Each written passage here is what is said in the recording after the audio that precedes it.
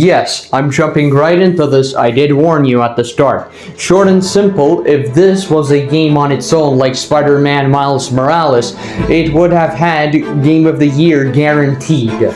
It's not like it had any real competition, and even if it did, Elden Ring Shadow of the Erdtree is one of the best expansions I've ever played, arguably the best, and it was definitely worth thugging it out.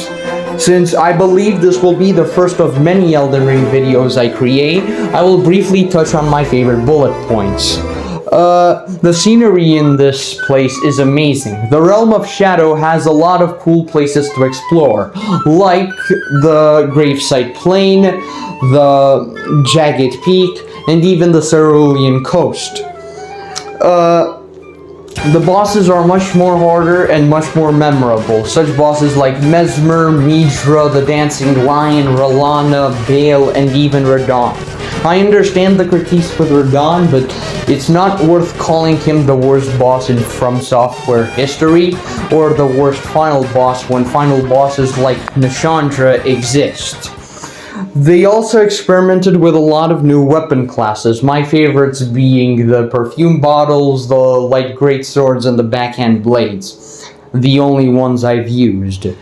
That are not only cool, but are also very broken. The DLC does have a few flaws, such as the broken weapons that I mentioned, but the PvP is also broken, with these weapons roaming around that require no skill, and also old glitches that have yet to be patched. It can genuinely not be fun sometimes.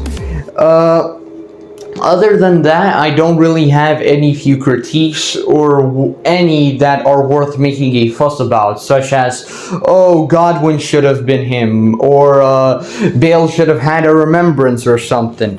And the stuff that people critique, like Radon isn't a good boss that I mentioned, or the DLC's too hard, don't really bother me at all. Kai Cenat beat it in under 100 hours. You can do the same.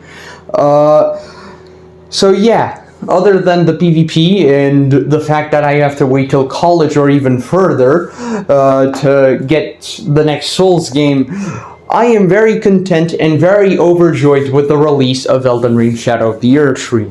Hold on, before we end this, I have to interview a few people for their opinions on this, so yeah, here we go. Alright, my dear cousin, what do you remember from the Bale boss fight that we fought a few weeks ago? Nothing. The fuck you mean nothing? I mean, it's challenging, but since, I'm using the belt, the dual katana, dark moon magic, yeah, I saw you got that. Some of the harder bosses were they were almost easy. Not the easiest bosses, but almost. How ready do you think you are for the DLC? I mean, you did kill Moog and Radon. It's your first playthrough.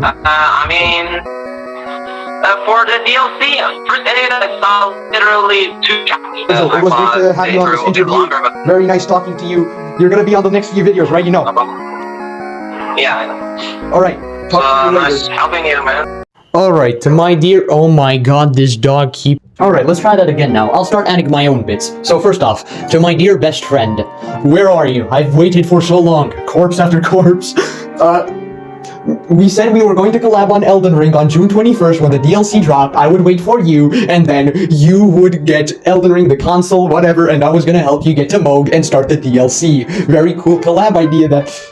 It's not too late for it, just get it, please. Last off, I decided to play the DLC anyway because I grew too impatient, with my dog's permission though. I was speedrunning that because 2 days later I would have to go on vacation, and I managed to reach Mesmer. I was not surprised though, because a few weeks before the DLC dropped, I posted a video on TikTok depicting that I would reach Mesmer, but it also depicted that I would need help on Mesmer, and help I did need. For 6 hours, we were stuck on some guy's save file trying to kill Mesmer, and just on his save file alone, I don't want to calculate the time it spent on my save file, we were stuck on him from 9, and when I went to sleep after both Mesmers were dead, it was 3 a.m. It was that bad. But in the end, I did manage to get a dog for life, and we even have a streak on TikTok now.